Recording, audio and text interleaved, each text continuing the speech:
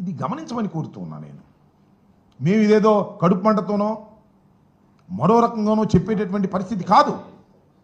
ఉన్న వాస్తవాలను చెప్పేటటువంటి పరిస్థితికి మేము ప్రయత్నం చేస్తున్నాం. ఎస్, జగన్మోహన్ రెడ్డి గారు అధికారంలోకి వచ్చారు, ఆర్థిక వనరులు లేవు. ఆ రోజున చెప్పాం, ఈ రోజున చంద్రబాబు అదే చెప్తున్నాడు. చంద్రబాబు గారు ఏమన్నారండి? సెల్ఫ్ సస్టైన్ టౌన్ అంటే ఇది తన డబ్బులు తానే సృష్టించుకుంటుంది, మనకేం పెట్టుబడి పెట్టాల్సిన అవసరం లేదని చెప్పలేదా? మేమేం చెప్పాం? మేము హైకోర్టులో సుప్రీంకోర్టులో కూడా అఫిడవిట్స్ వేసాం. అయ్యా, రాష్ట్ర పరిస్థితి లేదు, ఇది ఆర్థికంగా ఇంత ఖర్చు పెట్టలేం, దీన్ని అభివృద్ధి చేయలేం అని చెప్పాం. చంద్రబాబు నాయుడు గారు ఏమన్నారు? సెల్ఫ్ సస్టైన్ అన్నాడు. మరి సెల్ఫ్ సస్టైన్ అయితే ఏం చేస్తున్నారండి చంద్రబాబు నాయుడు గారు మీరు ఇవాళ? అప్పా, ఇంత అప్పండి, నాకు అర్థం కాలేదు. భయంకరమైనటువంటి అప్పు తీసుకొస్తున్నారు ఇవాళ మీరు. ఎవరు చేయాలి అప్పు? ఎవరు తీర్చాలి అప్పు? 52,000 కోట్ల రూపాయల అప్పు తీసుకొస్తున్నారు ఇవాళ మీరు. అప్పుల గురించి ఏమన్నారండి మీరు? అదే చంద్రబాబు నాయుడు గారు అనుభవజ్ఞులు మీరు. 4వసారి ముఖ్యమంత్రిగా ప్రమాణ స్వీకారం చేశారు. జగన్మోహన్ రెడ్డి గారు అప్పు తీసుకొస్తుంటే ఏమన్నారు? ఇది శ్రీలంక అయిపోద్ది అన్నారు, అప్పులతో మునిగిపోతుందన్నారు, అప్పు చేయటం తప్పు అన్నారు. అప్పుడు అప్పు చేయటం తప్పు, ఇవాళ అమరావతి కోసం అప్పు చేయటం కరెక్టా? ఎంత అప్పు చేస్తున్నారండి మీరు? 52,000 కోట్లు. ఏడీబీ బ్యాంకు నుంచి 15,000 కోట్లు, కేఎఫ్డబ్ల్యూ నుంచి 5,000 కోట్లు, హట్కో నుంచి 21,000 కోట్లు, సిఆర్డీఏ కమిట్ అయిన అప్పులు మరొక 21 కోట్లు, మొత్తం 52,000 కోట్ల రూపాయలు మీరు తీసుకొస్తున్నారు. ఇది ఎంతవరకు సమంజసం? సరే, తీసుకొస్తున్నారు. ఈ 52,000 కోట్ల రూపాయలు మీరు ట్రాన్స్పరెంట్గా ఖర్చు పెడుతున్నారా? ప్లీజ్ చెప్పండి.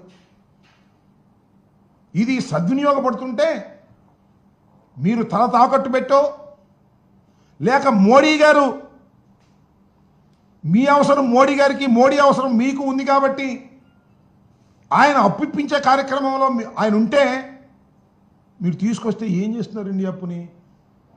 ఎంత అంచనాలు పెంచేస్తున్నారు? అప్పుడు 48,000 కోట్ల రూపాయలు మీరు టెండర్లు పిలుద్దాం అనుకున్నటువంటి టెండర్లని ఇవాళ 77,000 కోట్ల రూపాయలకి పిలుస్తున్నారు. ఎందుకు అంచనాలు పెంచారండి?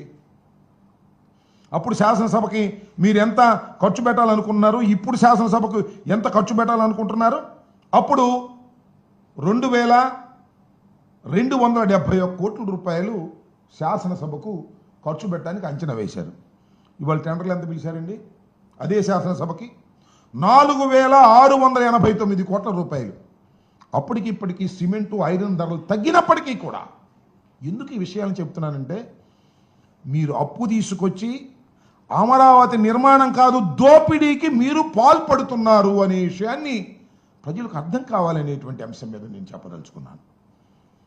ఈ రకంగా అదే జాతీయ రహదారులు 20 కోట్ల రూపాయలండి కిలోమీటర్కి. ఇవాళ ఎంతండి? అక్కడ 50 కోట్ల రూపాయల కిలోమీటర్కి. దోచేద్దామనే, కాంట్రాక్టుల ద్వారా దోచేద్దామనే, అంత దోపిడీ చేయాలనేటువంటి దృక్పథం తప్ప అమరావతి లాంటి ఒక మహాపట్టణాన్ని నిర్మించాలనేటువంటి చిత్తశుద్ధి మీకు లేదు. కమిట్ అయిపోయారు, దాని నుంచి బయటికి రాలేకపోతున్నారు. దీనివల్ల రాష్ట్రం తీవ్రమైనటువంటి సంక్షోభంలో పడబోతుందనేది నా అభిప్రాయం. ఇవాళ ఏమీ లేదండి రాష్ట్రంలో.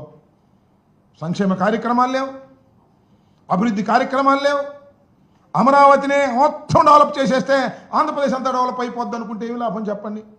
పోనీ మీకు డబ్బులుంటే, రాబడులుంటే, బ్రహ్మాండంగా ఆదాయాలుంటే, వచ్చిన డబ్బుల్ని అమరావతి మీద ఖర్చు పెట్టి ఒక అద్భుతమైన నగరాన్ని మీరు సృష్టిస్తే సంతోషమే. నాకు తెలియగలుగుతానండి, వరల్డ్ క్లాస్ క్యాపిటలా?